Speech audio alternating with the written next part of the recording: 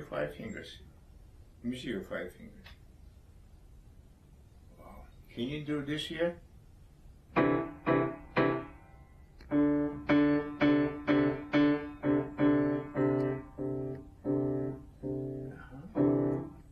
about one at a time? Good. Good. How about one more?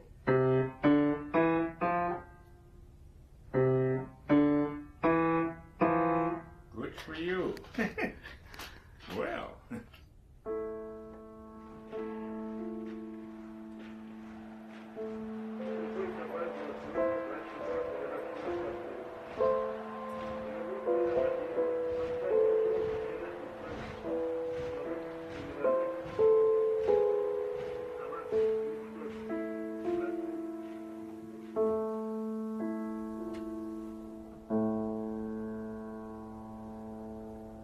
If you live your life just inch a day, it doesn't create the critical moment where you may have to change your life philosophy. And maybe that's the way I can put my last 20 minutes with my father.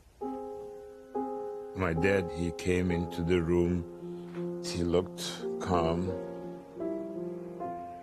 He was telling me that we may not see each other.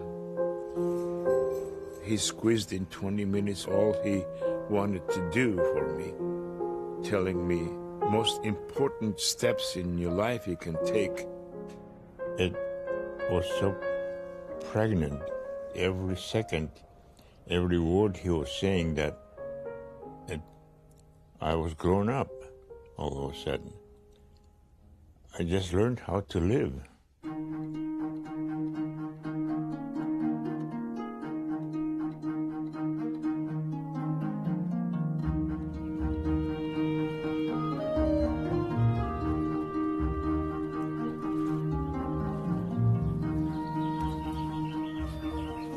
Botso means young steer in Georgian language. Once I got in fight, and the reason I'm called Botso, I used to use my head first.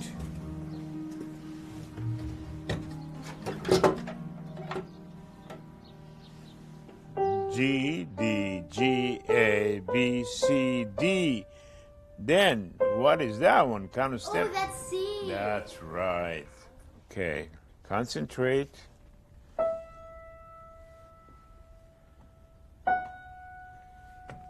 What note are you on? Am I on F?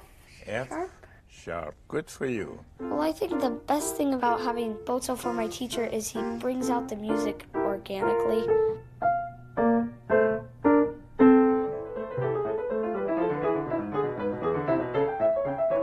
Everything that he's done involving music has just enriched my life.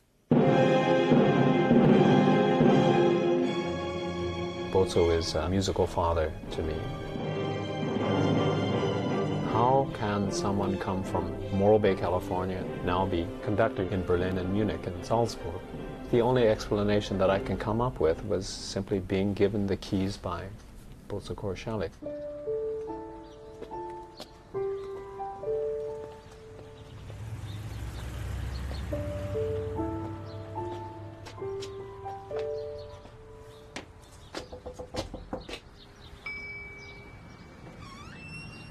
Oh, you must be Jordanians from Georgia.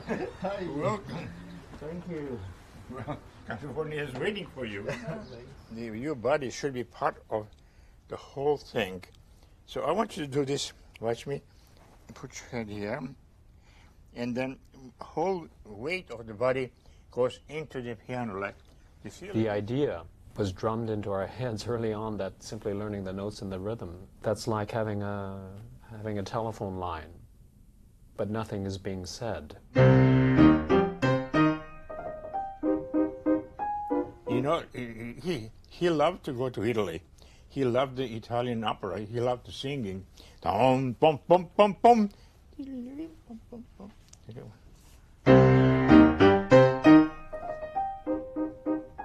Aha.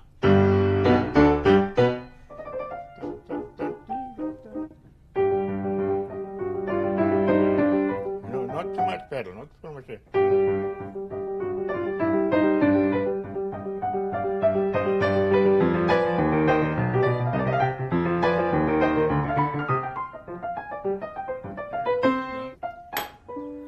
I thought of him as a musician, but then I came here and there were sculptures everywhere.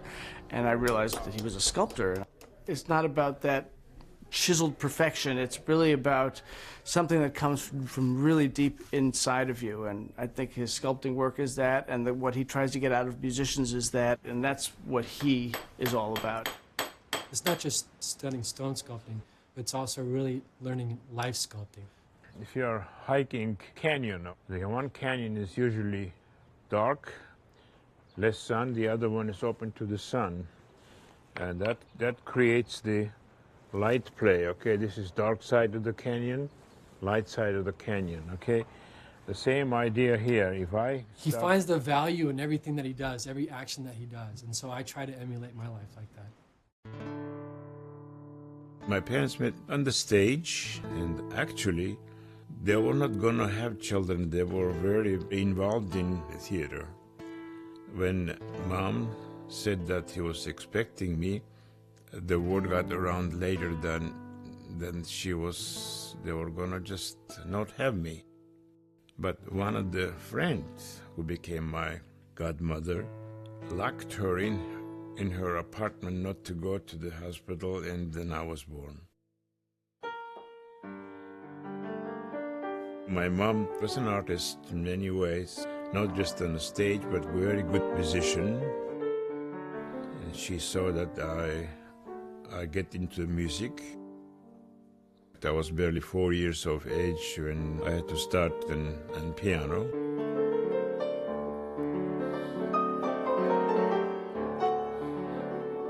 She was just living for me. I was only son, and I was everything for her. And I noticed sometimes when I start practicing, she would open the windows.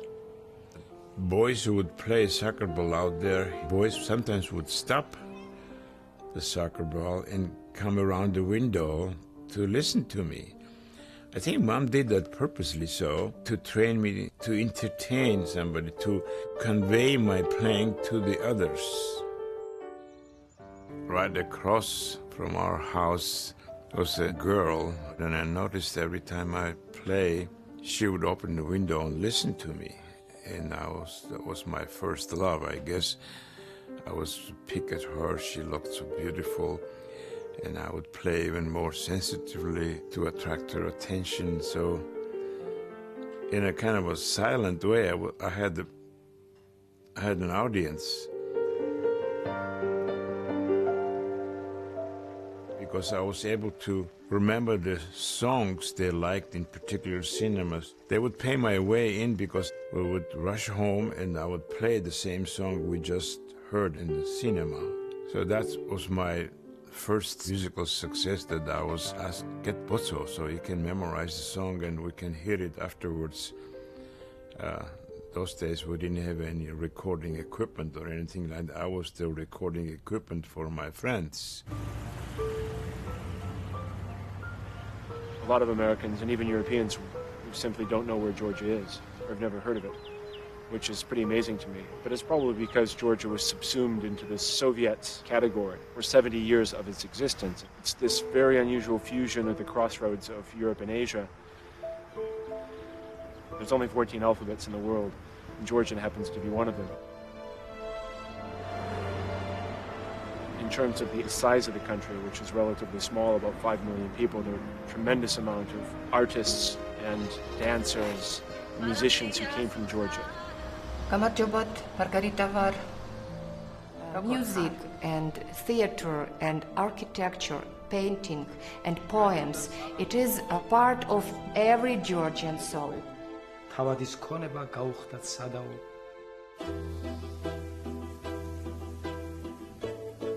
My grandparents lived in a small town in West Georgia.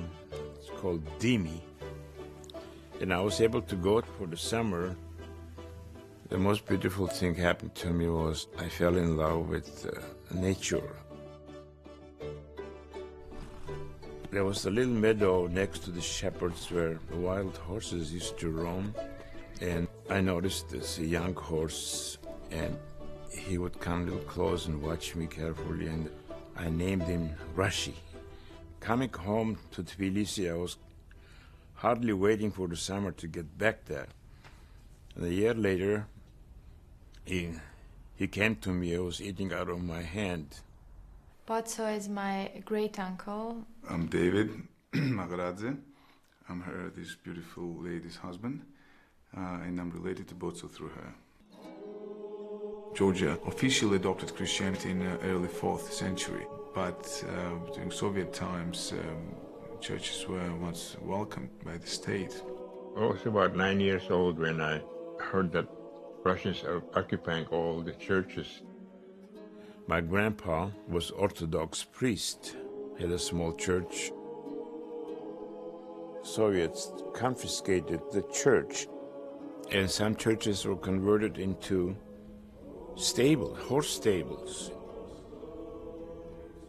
My grandfather took me to show to me the church, and there were horses inside. Sure enough, I was able to see Rashi. I called Rashi 3 times. He came.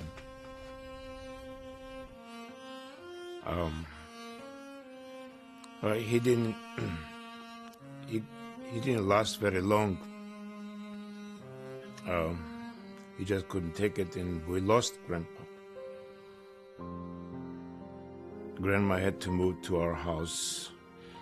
She asked whether I was baptized, and there's no way you can be baptized in the Soviet Union. One of the actors used to be priest previously, and he made an arrangement that he would come out and baptize me on the stage. It was early in the morning, not even streetcars were out, and they baptized me there, and she was satisfied with that. That kind of a lady she was.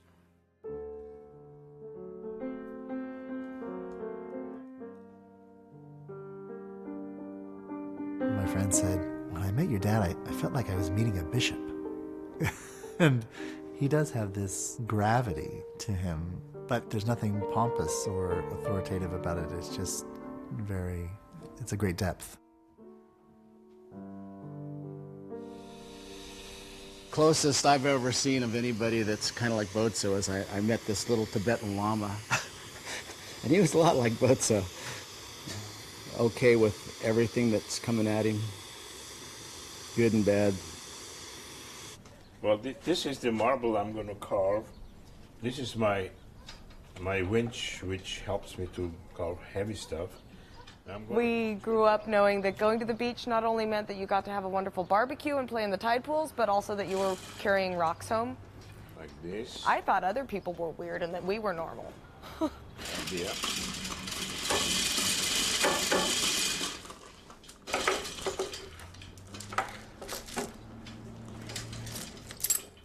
My name is Wachtang, it's spelled with W, and my wife's name is Margaret, so my wife's name, just the opposite, same lines, they match. I met Botso on New Year's Eve from 1981 to 82. In Georgian, he talks about a marriage as like 2 oxen that are yoked together. And when they're yoked, they start, walking at the same pace. Not that we ever have exactly walked at the same pace. It's so hard to talk about something like love. There's so many different dimensions. We immediately had a connection with sculpture. We would be outside working together on sculpture. I would be working on mine, he would be working on his. We would call each other over. We would always know exactly what the other person needed in their sculpture. He could look at mine and say, no, it's too tall on that side. I would look at his and I could give him some feedback that would lead him down a different path. He opened me up to a world that was so much bigger than anything I had experienced. Try that. You always had this feeling like I can succeed in whatever I'm going to do, and I think that's the secret. And when you learn to play music, you learn how to play anything. Well, it's almost like you're unstoppable. Not just Botso teaching us the notes of the music. He taught us about life. Scientia means science and knowledge that will become a mental possession. It's going to stay in your brain for the rest of your life. Eruditio means constant process of the learning. In other words, you don't close the door, but you keep it open all the time. For a musician, eruditio should be above the science. That's the music.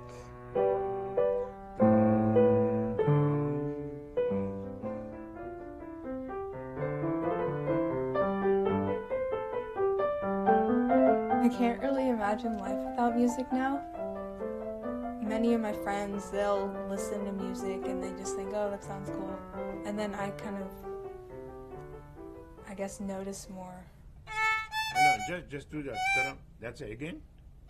Yeah, it's good. Again. I think the best part about playing with Botso is that he puts a little more detail with our music to keep our minds going, and I really like that. Relax and da-da-da-da.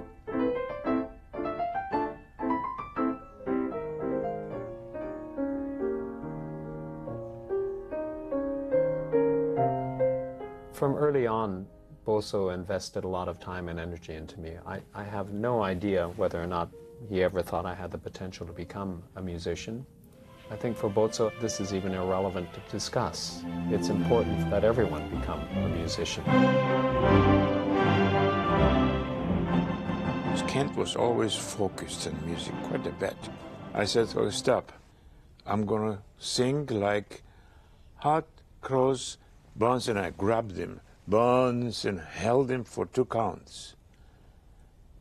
And then that communicated right away. And Kent played it beautifully. He played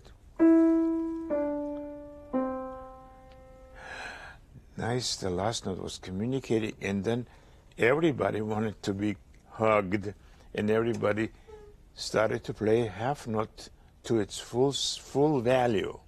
And then later on, when it gets to the second page, oh, it comes right through. It's a tragedy. The left hand, right hand is gone. Can you imagine that, like me, I cannot play this anymore. You're playing for me. You're playing for me. Make me cry. Okay, one more time, please. Big now.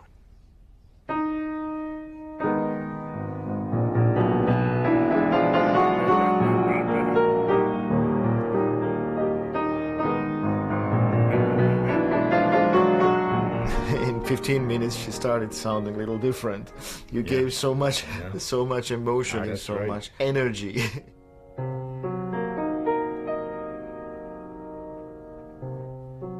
Very good. Thank you. And then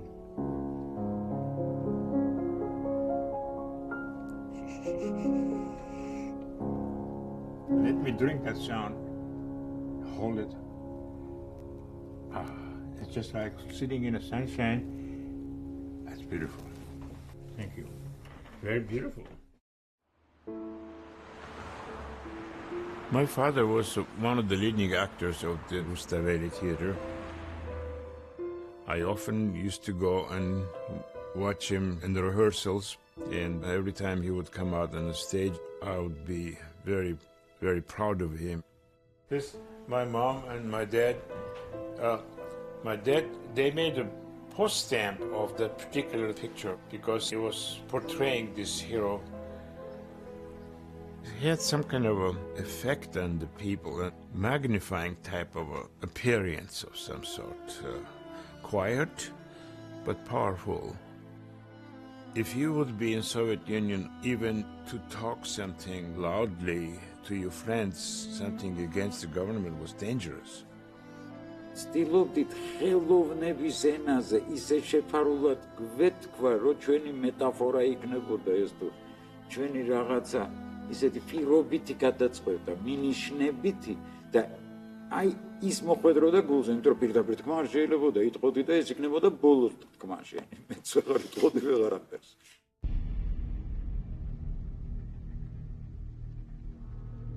Dad told me once, be sure you go tonight because Stalin was going to come and watch the spectacle. Dad was playing one of the important part. So I went and Stalin didn't come and I fell asleep. I woke up, the theater was empty. They started the whole thing over again for him especially. He came after the theater was empty, people gone. And he came to me, put his hand on my shoulder and said, what's your name? I said, Botso.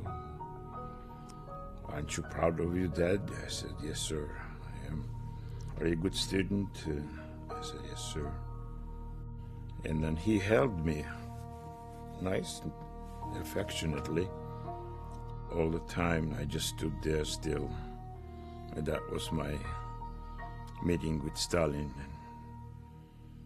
And a year and a half later, he ordered executions, I'm sure.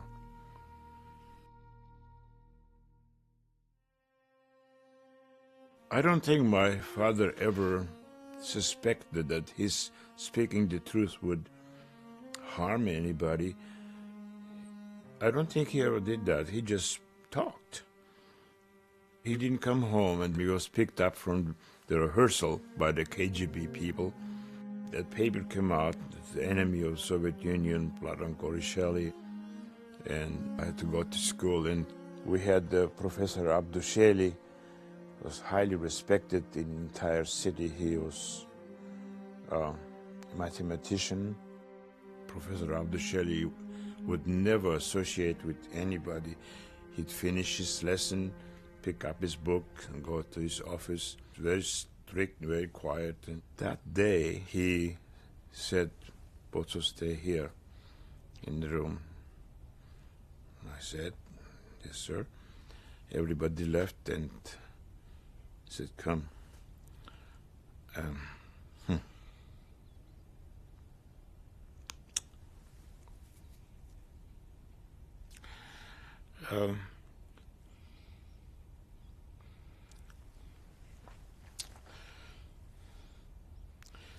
This great man walked the aisle with me for about 5 minutes, up and down,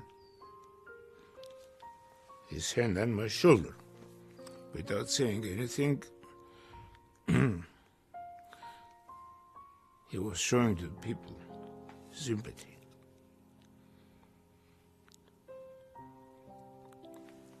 That man came with tremendous courage by saying, you're a hero, you know. Mom and I went to the KGB office and asked for the permission to see him.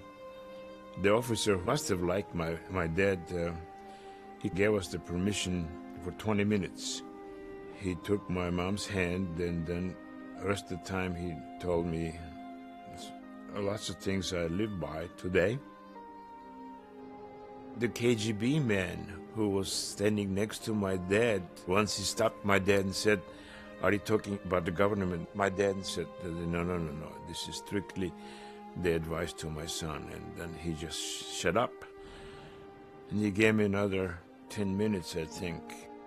We did the same thing, and that was it.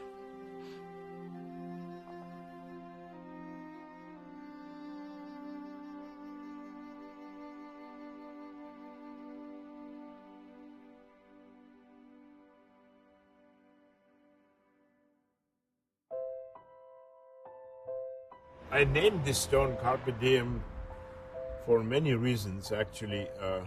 Every minute of the day should be used productively. I call Carpe Diem because it's unending growth. Botso himself lived what he was teaching. This concept that it's our duty, it's our responsibility as constructive members of society and as artists, that our growth never stops. As Michelangelo said, I'm teaching by Michelangelo's words right here. I'm still learning. You don't stop. I know this formula, 2 by 2 is 4. No, you don't stop there. Maybe it is not four. You go on. That's what Einstein was trying to say.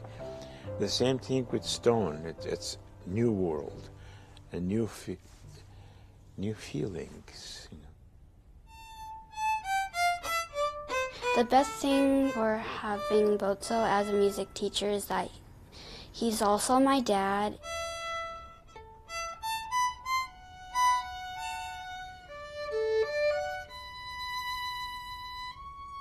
Since I had the mumps as a young boy, I was not able to have children, and I like children very much. So we decided to adopt Temo as a just newborn practically, and it was a wonderful thing. Then we decided to have another one, and we found Tina. As my feelings of wanting to have a family grew, Botso, of course, he felt that he'd done that. It wasn't his first choice to do that in life, but as we talked about it, I think he wanted to do it for me. I think I almost always felt like I lived in a unique place. Didn't know anybody who took the same ongoing approach to their house as my dad did. It's not painted. There's no single paint in this house anywhere. It's all natural. And my students, when they come here, they just feel at home here. It's a paradise for kids. This is the bridge. And you just sort of chuckled and said, yeah, my friends call this Botsonian architecture. There are many fixtures that could have been gotten at the hardware store, but instead he made them. Everything is handmade, even the handles and the doors. I had tremendous satisfaction by just creating things. And I still keep building it. You'd come home and there was some rather large new project that had been started, and it was little like, well, what's going to happen to my room? Oh, well, you're going to get another room. So this is organic house, so to say. Everything to be used here, everything to be touched, and everything to be enjoyed. And that's the idea of my my life period. I attended my first house concert just weeks after I had moved in here, and so I thought, wow, if this is what life is like here, it must be pretty exciting.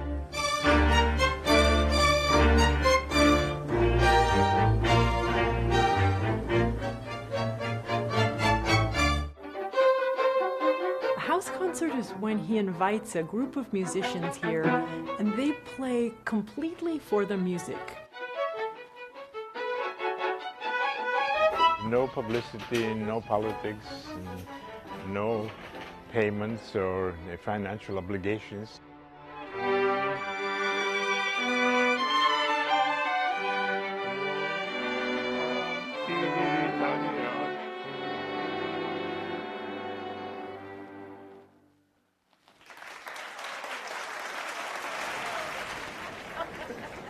Thank you. Thank you. After my father was gone, the KGB came and confiscated every room and sealed them with the government seal. And Mom and I were able to keep one room and the kitchen and the bathroom. 3 months later, they started to fill in the rooms with people, families of arrested people, political prisoners, women with children, sometimes grandma. Mother had suitcase packed, and I hated the suitcase because mothers usually were sent to Siberia, and then I would be naturally in an orphanage. There were quite a few orphanages.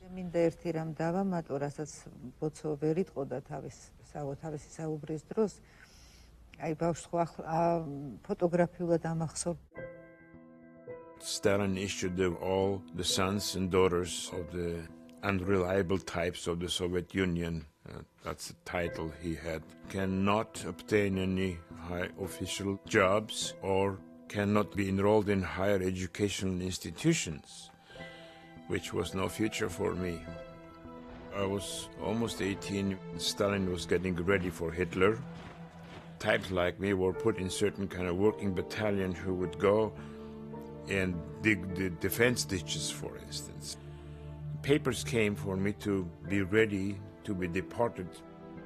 Then I telegrammed to my mom that I will be leaving Tbilisi. That was last time I saw my mom. She came to the train and I leaned over and then I saw her kind of collapse.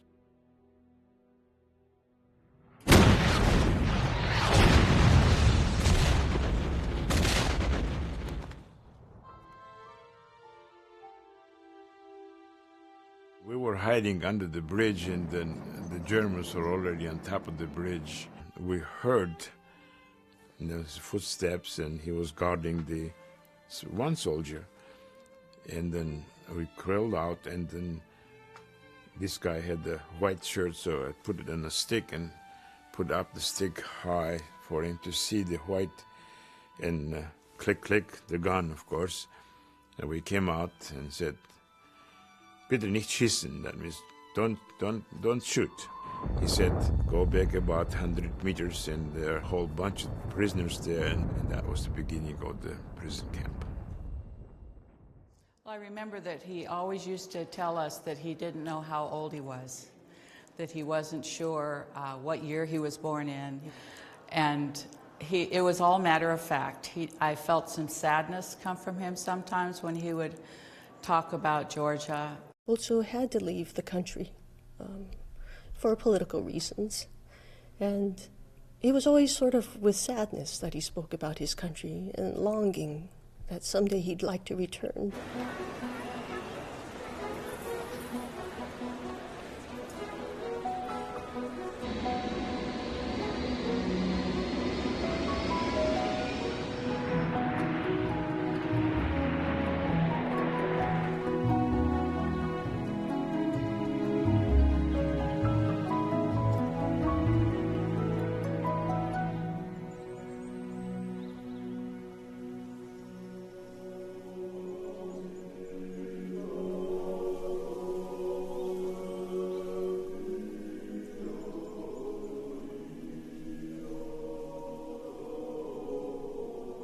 Excuse me, I'm crying.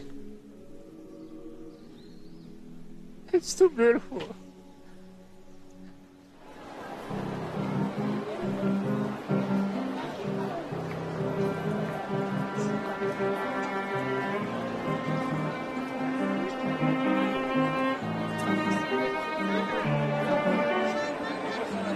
Hey, Nancy, eh? This is the tradition, yeah. Whoa! If I have to introduce my city, Tbilisi, to my friends from the rest of the world, this is it. Warm waters. There's a church stone throw from one to each other, also strategically built so to keep the enemies back. This is Tbilisi.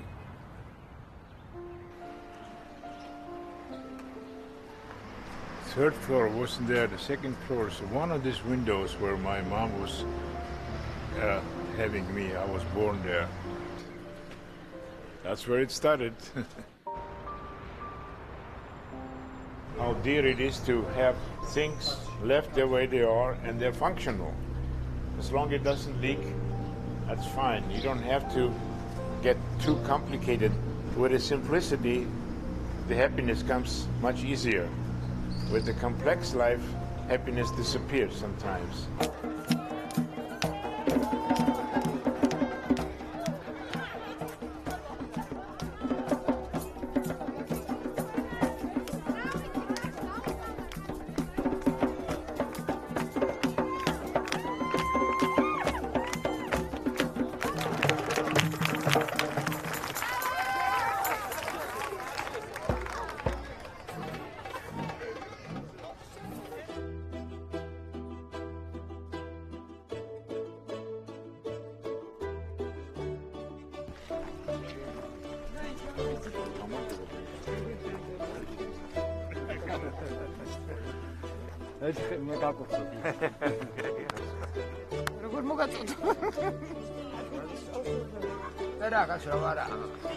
Ay, ah? Botso. Evgen. Platon. Wachtang idaleo. 야 Wachtang, Botso?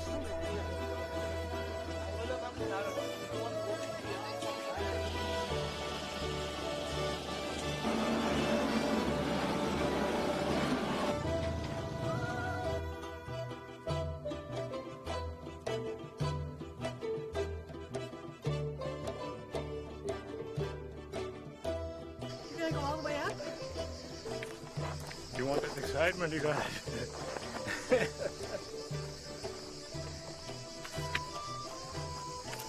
Korish Mountain. Korish means the gate to the canyon. It's a door. And Dad used to hide. Maybe I was 6 years old, and then he told me the story. The young fellow lived here with the horse. He was a hunter. Fell in love with the girl down there, and the girl was promised to somebody else by the parents. He galloped down, and as they were processing, got behind and grabbed the girl and came up here and then lived happily thereafter. And that's why my dad took the name Korisheli. See? I'm very lucky in my age that I can come up here, and I wish everybody would have the same chances I'm having right now. It's beautiful. Somebody's looking over my shoulders, I guess.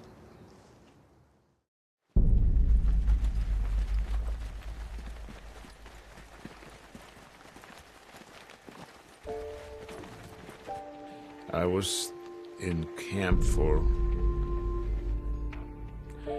let's see, we marched to Krakow, all the way from the border, half a year. Just marching miles. We marched so much as the hundreds and hundreds of prisoners that would drop dead sometimes, and villages would throw some food as we marched, and a couple German soldiers on each side.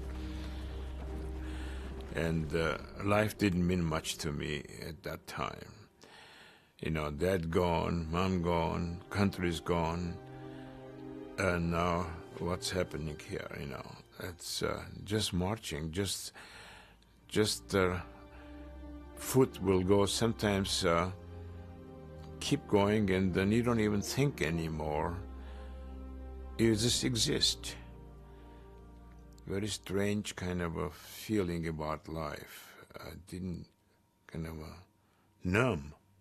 numbness. They put up the tables in the camp, and the doctors would sit there and measure our ears, whether they were, if there were any Jewish people. And the Jewish people were separated immediately from the rest of us. That was disastrous for me to see all that. And really, sometimes I thought, well, what am I living for? There it is.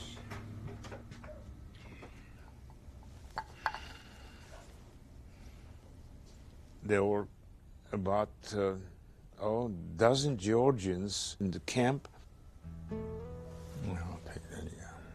They knew that the Georgians can sing, and this sergeant wrote a song trying to make fun of us, like we are Untermensch. Untermensch means underhuman. And he showed me the music.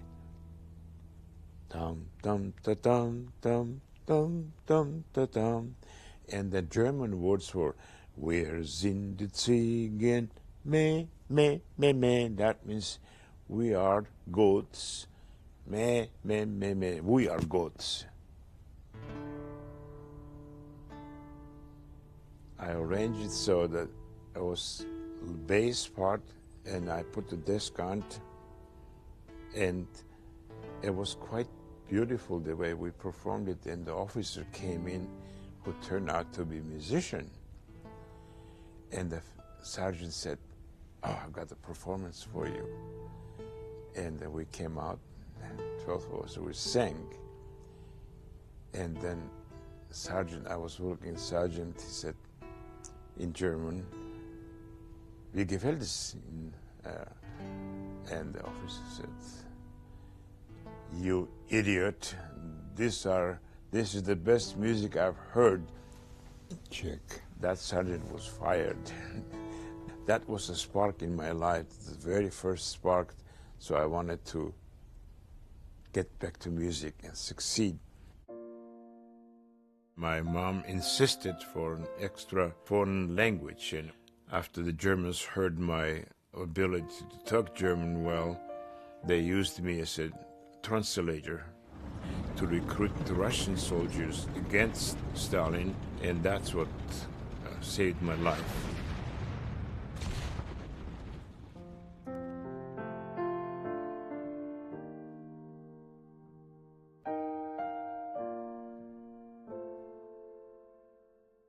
When the Russians were advancing already in Berlin, they gave me very powerful papers to move toward the Americans so I wouldn't be captured by the Russians, because they knew that if they would capture me, that was the end of me. The Russians used to come over to American zone with American cars, mind you, and with the bullhorn, all those born in Soviet Union coming out and line up. They line him up and put him in the cars and take him to the camp again in Siberia. I had to flee the village in Reichenhall, Bavaria, up in hills, and not to be captured by these Russian officers. Almost a year and a half, I was hiding from the Russians, living in Alps, and cutting wood for the Germans, who would come up.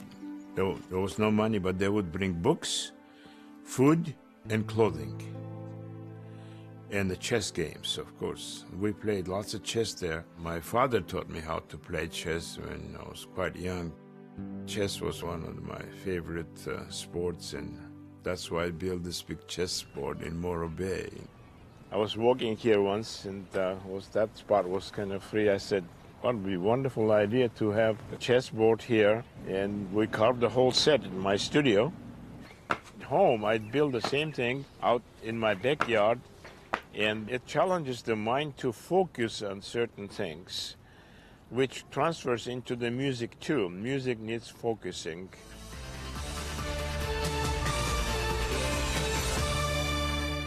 დირიჟორ ნაგანოს პედაგოგი ბოtsо კორიშელი იგივე ვახტანგ ჩიქვინიძე თბილისში. საქართველოში ბოtsо კორიშელი ამერიკელი დოკუმენტალისტების ჯგუფთან ერთად ჩამოვიდა.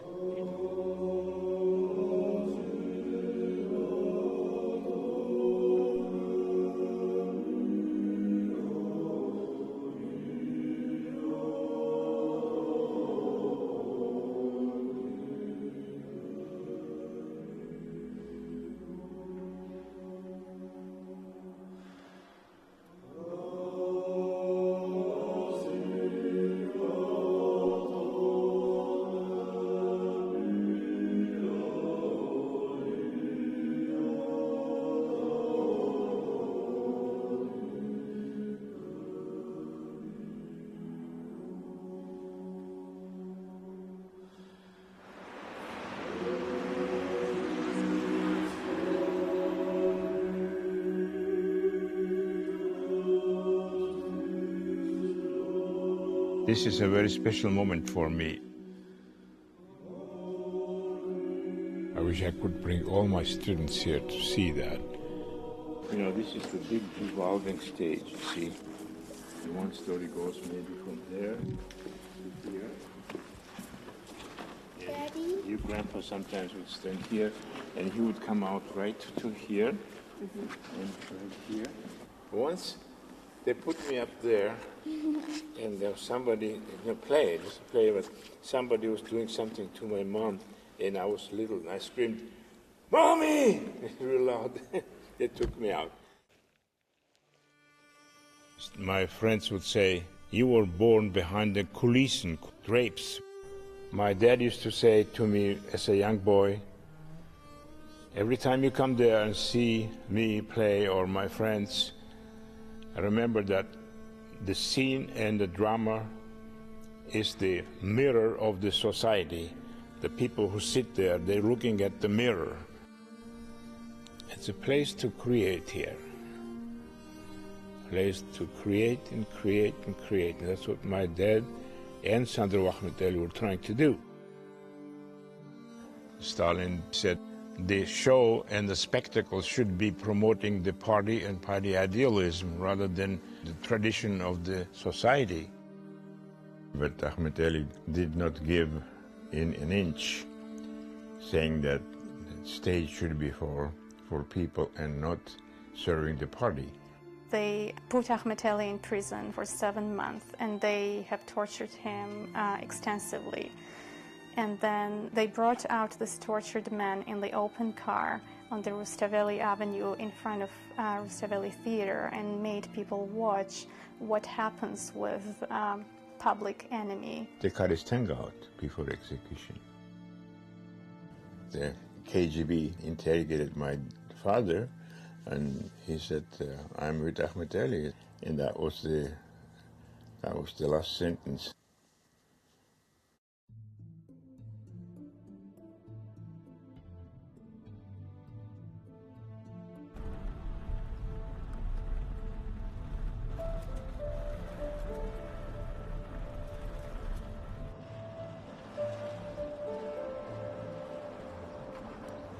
There was quite a controversy about erecting the statue of Stalin. I remember big political protests and all that, but the reason the statue is here, that is his hometown. I mean, he destroyed my family, but hatred doesn't bring anything. You have to somehow gain a new appreciation for what it means to be a human being, because Botso is the most unusual human being. It's an interesting experience. I don't think I've ever met anybody quite that way. I've read people like that. I've never, ever in my life met a bad person, because I always find something in a person I like to communicate and I like to pick up. People are afraid sometimes to open themselves up. That's one of the reasons they start hating each other, maybe, because they don't open to each other.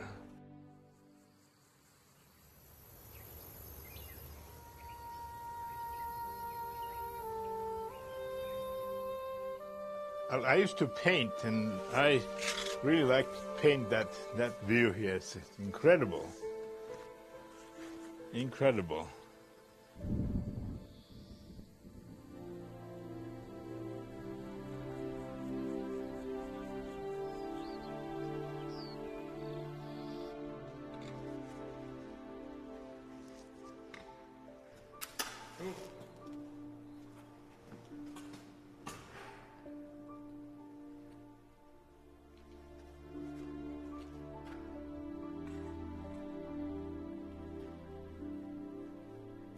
That's for Grandpa.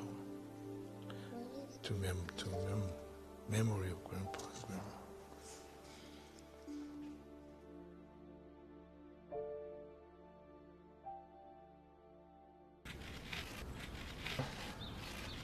I like to sculpt emblem here, and after it's finished I can show to you. This is the emblem I use where the bear is playing Scottish bagpipes. I like to use these primitive tools as much as possible because the hand participates. In the long run, you can tell whether sculpting was done by purely hand tools or the mechanical tools. You can tell. So this is kind of a strictly old-fashioned way to even out the surface, and then I can also at the same time study what kind of how the stone behaves. If you come closer when I'm hitting, I love that smell. It's an incredible satisfaction. I don't know, we all come from the earth, from the stone, and we go back to stone somehow.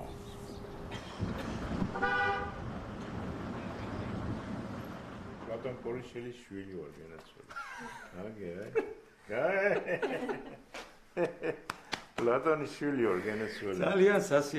This is Oria Yoseliani, who was our head of the table, Tamada, in Dimi, and that's his friend.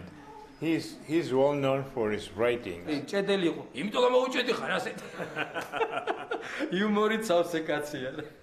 He's working a lot this day, and that's his life. He goes fishing, he goes up in the hiking in the mountains. He breathes, and he eats the nature as part of him, and that's not just him, but all Georgians have that. All the famous Georgians, they got that from the nature. He's feeling the same way I do. If he doesn't get out and then touches the stone like me, then it's not a day for him. He feels sick that day. And one day, an elderly fellow walked up my driveway and shouted at me, Georgian, cut very hard. That means, are you Georgian? I just about fell over because there are not many Georgians in the United States. And I was George Papashvili. What a great man, what a great man. He was a sculptor. He couldn't read and write English, but he was a wise man. In fact, he was so wise that people gave him honorary doctorate from Pennsylvania University, and I learned so much from him. For a year, every weekend I would go up there and hold the stones for him, recognize the stones. He wouldn't give me the chisel until a year later. Then, as Germans would say, I smelled the blood.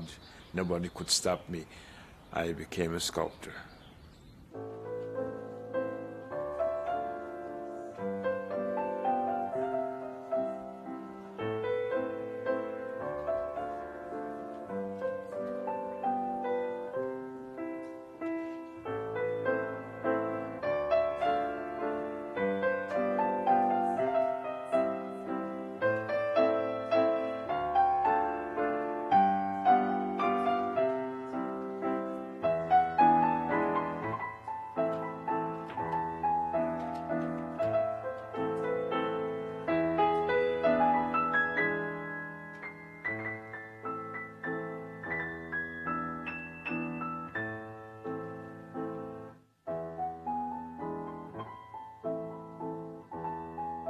Somebody asked me once, what is it he's so obsessed about a stone? And I said, how do I know that part of my forefather is not in that stone?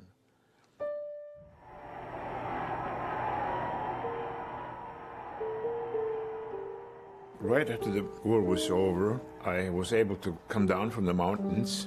That's where I found the Munich Conservatory, applied, and then I was still able to play, my God, thank heavens.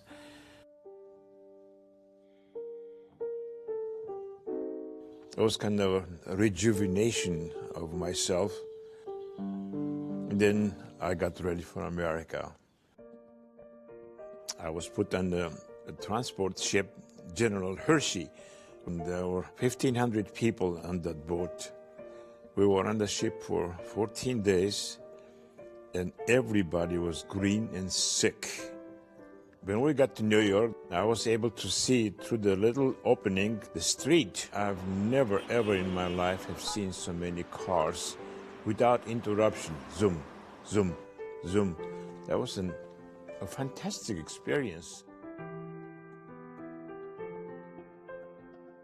It was overwhelming for me to arrive in Los Angeles, warm city, but all of a sudden I didn't have a piano to practice at home, and I was enrolled in the conservatory. What am I going to do? Then something beautiful happened. I was attending Hollywood High for the evening school to improve my English. And there was a German fellow sitting next to me who said, you know, I talked to my wife. She is a cook for a lady by the name Janet Gaynor. Wonderful, isn't it? Crazy quilt. I said, who is Janet Gaynor? Well, she's a famous movie star. If a load of trouble should arise, just laugh and say it's great to be alive. I think she has a house in Playa del Rey, which is deserted. Right after school, I'm going to drive you to Bel Air, and then I think Janet would like to meet you. So I bought a bouquet of flowers and got the best shirt I had. She opened the door. She has the most beautiful eyes, captivated me, and I gave her the flowers and kissed her hand. And I said, where is your piano, ma'am? And she looked at me and said, I don't have piano. And I said, you don't have piano? I almost exploded, disappointed kind of way. And she laughed and said, I totally understand you. You should scold me, she said. You should scold me. I couldn't believe it, this huge big castle here, no piano. But she said, you know, I have a piano in my beach house, and I want you to live there. I thought it was a kind of a fairy tale. And I lived there for a year and a half. I could get up, practice anytime I pleased, and I grew quite a bit musically, and that's unforgettable. So I started to play little recitals for clubs around Los Angeles. And one day my piano teacher, Dr. Wagner, said to me, you know, I'm inviting a very special person for the master class, and you should meet her. She's from Russia, Rosina Levine. And as she was walking to have the master class, I asked in Russian language, Madame Levine, may I come in, listen to your class? And she turned around, are you Russian? No, I'm Georgian. Oh, I люблю Gruzin. Oh, exploded in Russian language. I love Georgians. What a personality, unforgettable. She would dance the phrase, she would scream if it's something wrong. She would just bring the whole pianist was vibrating practically under her. 1, 2, 3, 4. She said, are you a pianist? And I said, yes, ma'am. Well, play something for me. So I had a little Haydn sonata under my fingers, and I played the theme part, and she said, who taught you to play like that? I said, my mom. How did she do that? What did she tell you? I said, well, she told me that every time I play, I should use all 9 muses. 9 muses? She said, I love that. Using all 9 of them? I said, yeah, I do. You know, muse of tragedy, muse of comedy, muse of love, poetry, muse of... Oh, I like that, she said. And just then opened up a new world for me, what is teaching means.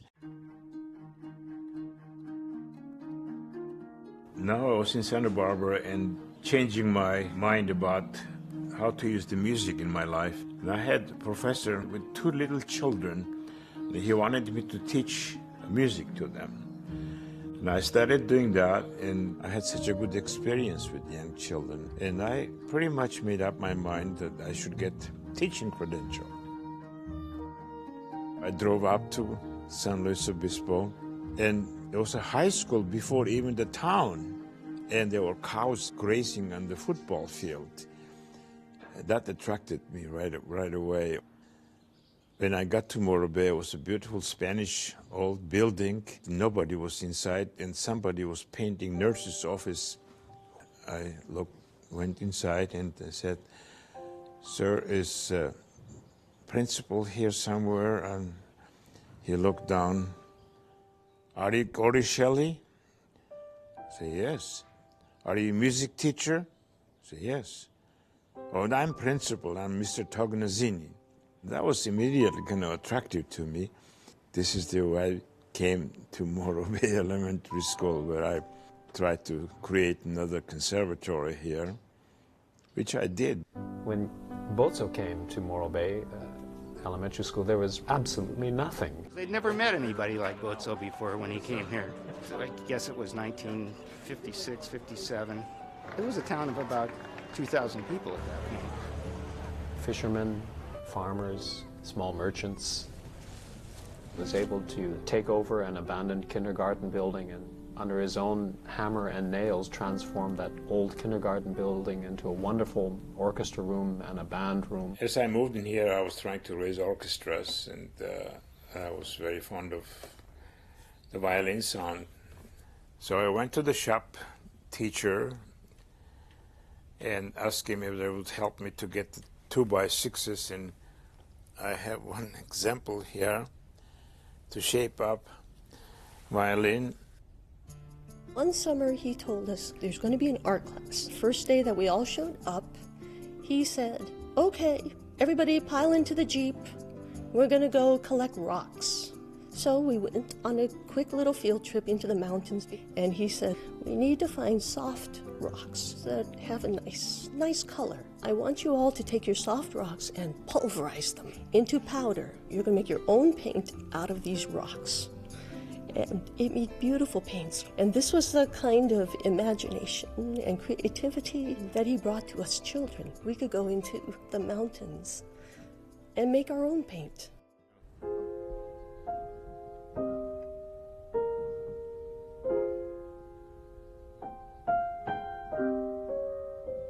Beautiful, see.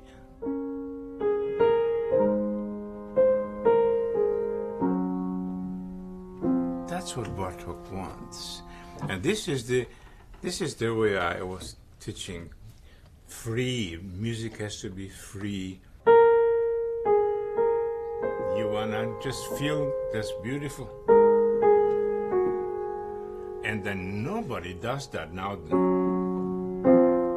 Parallel fifth, my goodness gracious. But it's beautiful. See, it's such a freedom music has. And that's the secret. It's as simple as that. The best teachers that we have in our lives teach lessons that constantly come back to us. You definitely use a lot of things that Botso taught me. Working with my hands for one, getting my hands dirty, don't be afraid to get your hands dirty. Having a sense of pride in what you do, being fair to everybody. All of these were lessons that Botso taught. Everything that he did, even simple, primitive-looking things, were always done just as excellent as he could possibly do it. That's the thing that I remember, whether it be a latch on a door for his house, a sculpture of a fish out of stone, working with kids, playing music, teaching. We had a goal.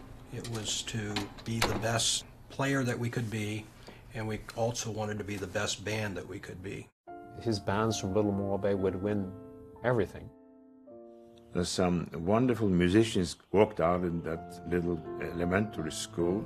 Within that group of Botso's alumni were so many high-profile professionals. Jerry Folsom, principal horn of the Los Angeles Philharmonic, myself, my sister, one of the members of the New York Philharmonic comes from Morro Bay, the head of Paramount music department for a time. The list goes on and on. Got the call to go in the Woody Herman Orchestra, and thought I would go ahead and do that. It'd be a good thing to do. I decided to start having the little string groups, and that was the beginning of my youth symphony.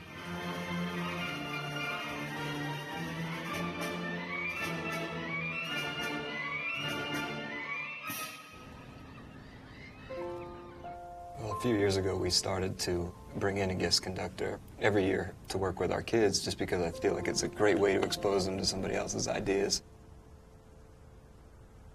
Knowing that Botso's local, I thought it would be silly not to ask him to come and work with us because he's such a great resource. Good morning. So it's a kind of homecoming in a way. Excuse me. I realize how much I miss the classroom dynamic. The arranger says that it should be done by one person to portray this longing, okay? Did you practice on mouthpiece? With the mouthpiece, a little, yeah. Try that again for me. When I met Botso, he played a little ditty on the piano and asked me to play it on the mouthpiece. And I said, how do you do that? And he showed me that, you know, how you vibrate your lips. So I put the mouthpiece up and I played the song. I could play it. 3 different songs, and so he said, I need a French horn player. And I'd already said I wanted to play a brass instrument, and he said, okay, where's the horn? And he says, well, for now, you just have a mouthpiece. You practice this for the summer, and I'll have a horn for you next year.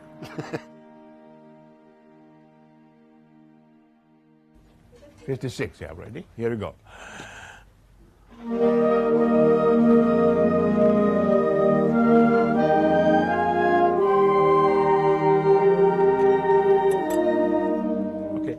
the flutes octave lower, please. He's gonna sue me probably, the arranger, I'm sure, but that's okay. I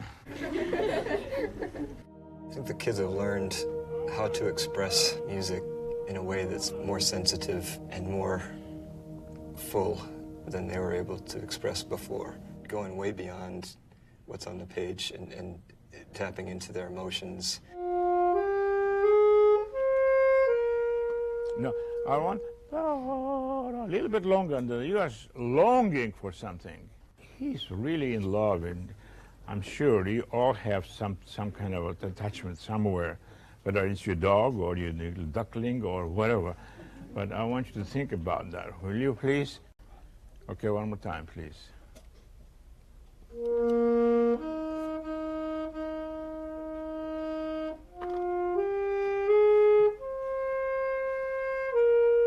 Thank you. They had to play kind of a long, very penetrating sound. I said, you wouldn't kiss your girlfriend like this, would you?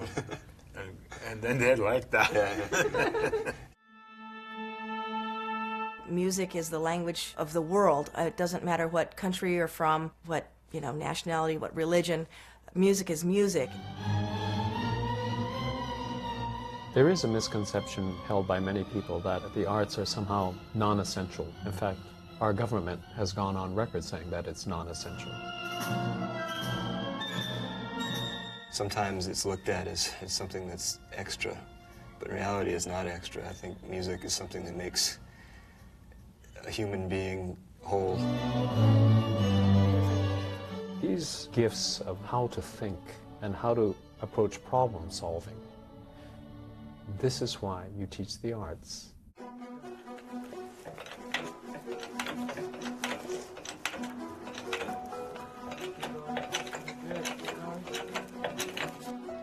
It's going to swing there. Be careful. Okay, great. All right.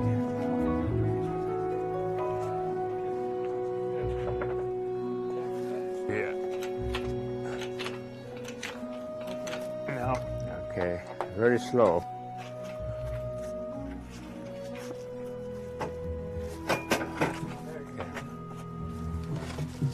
Okay. Piece of cake. Piece of cake.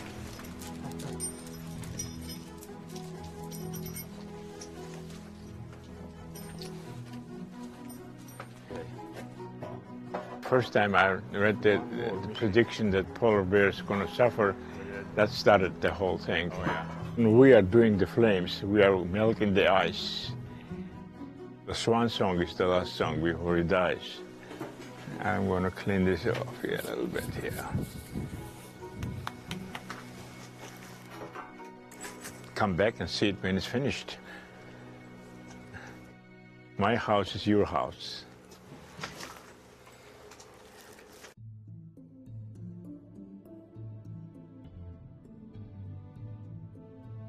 The Georgian dancers first time came to Los Angeles, and I went. And afterwards, we went backstage, and the KGB guy was screening us and asked my name, and I said, Botso Korisheli. Oh, you Platon Korisheli's son? I said, yes, sir. Well, he said, there is a relative of yours, a dancer, and you may go and see him. So he let me through. And sure enough, the young dancer came in and gave me a hug, but as he was giving me a hug, I felt that he stuck something in my pocket. And that was my mom's letter with my picture, saying that this is our relative and he's going to travel through the whole world, and I think you are somewhere. He's going to find you, and that's where I started communicating with my mom again. მე მახსოვს ჩემი შთაბეჭდილება რომ რამე ხომ არ მოუვიდა ან ცუდად ხო არ არის ამ წერილისთვის არ მიმიქცევია დიდი ყურადღება და ის მისი ასე ღვარად მოსდეს ცრემლები და ამბობს მე ხო ვამბობდი ბოცო ჩამოვა მე ხო ვამბობდი ბოცო ცოცხალია ცოცხალი. She was never giving me up. She was hoping that I'd be alive.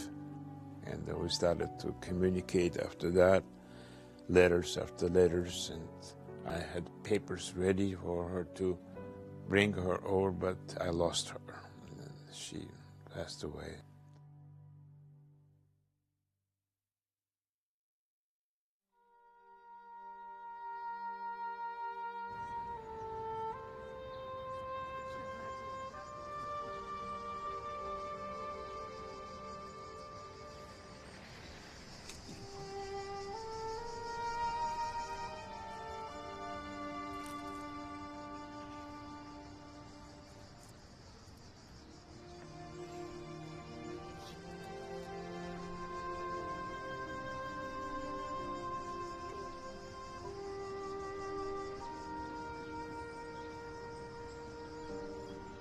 Amazing in the way that how many hardships he has suffered in his life, and yet he came out a jovial and really happy person. I've had to go through a little bit of adversity myself. I had my business burned up, my wife died of cancer. I think the example that he set, you know, with everything that went down with his family in Georgia, helped reaffirm that life was okay, even if they're suffering.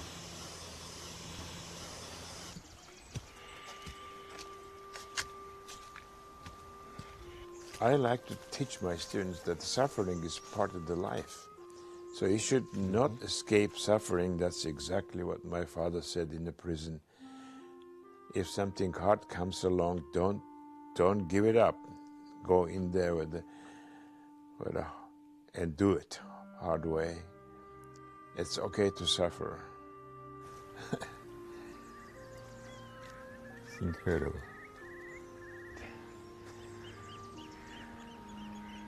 The nature has a harmony. See, we should learn. You fight the nature, you fight yourself, actually. Beautiful. Just beautiful.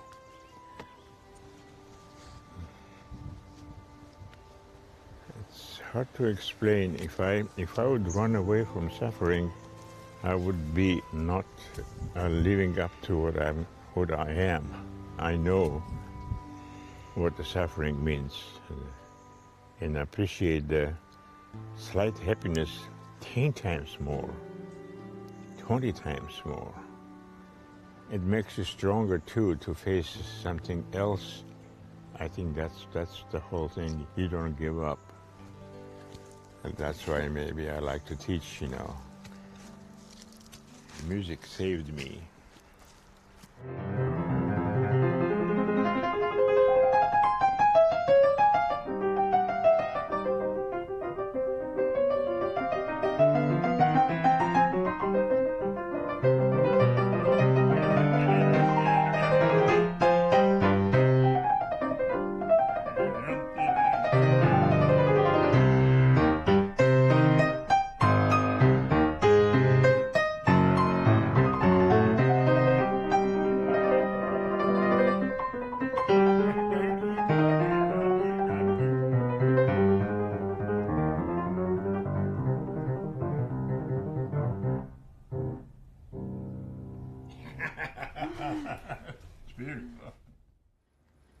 Yes, have you heard about the Botso Fest? We're having a reunion, a musical reunion to honor Botso Korisheli. When I found out about this Botso Fest, I thought I had to be here. So I came all the way from Australia. I was immediately, yes. Just tell me the dates, I'll be there. And I'm waiting to see all of our classmates from 40 years ago. This is a trip. You did? Yes. What have I got myself into? That's right. That's exactly what I said.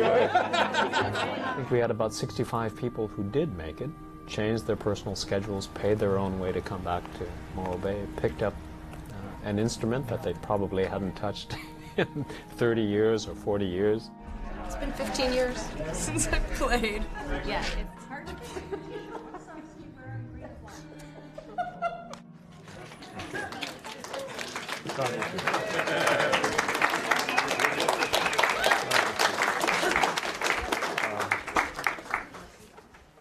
was at a party once, and a gentleman approached me, my former student.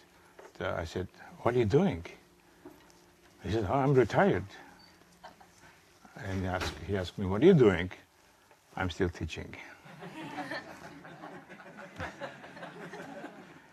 So, when I look at you, God, what I have done.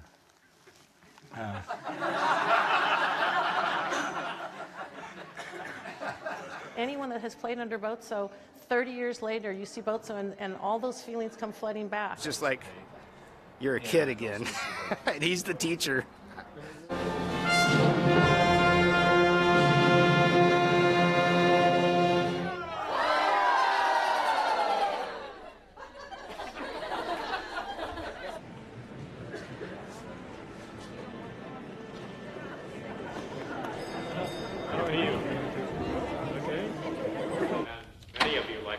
Have a great debt to Botso. So we thought, wouldn't it be great to make some music and have fun together at a multi-generation Botso fest.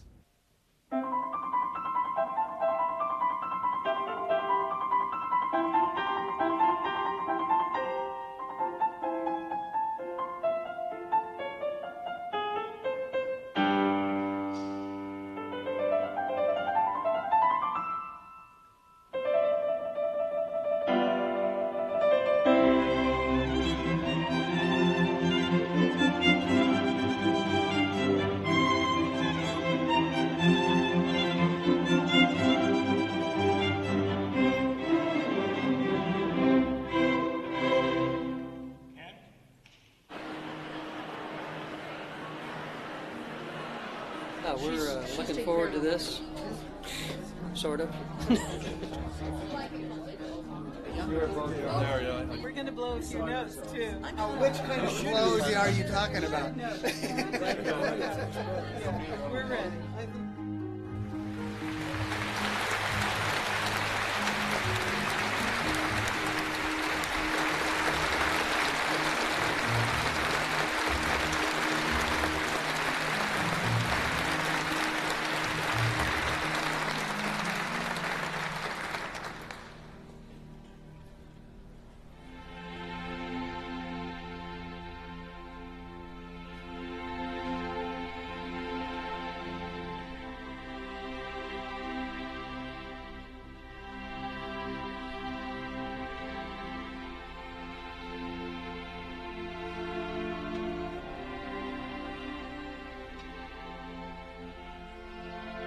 I need 5 things in my life, Dad. I need love.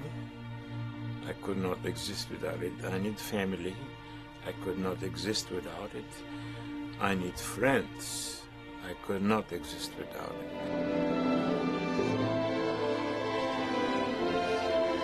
I need the work, and I need the creative part. I need music. Those are the 5 things I need.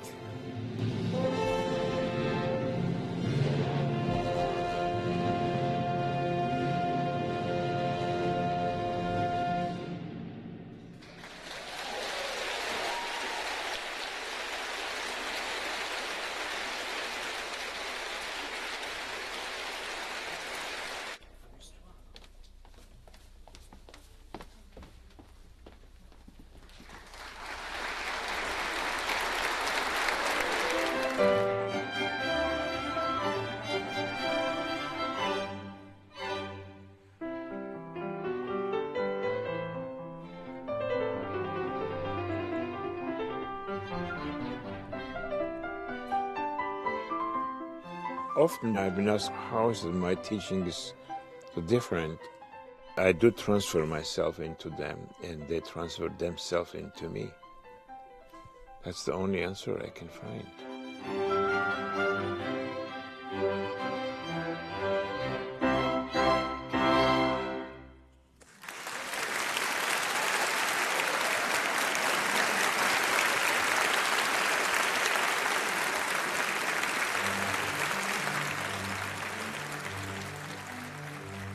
I've been asked many times, so what makes me live so positively, and my secret to my long life When I walked in last time to see my father, those words and those are the things I live by. He said, every time you go to bed, ask yourself, have you done enough?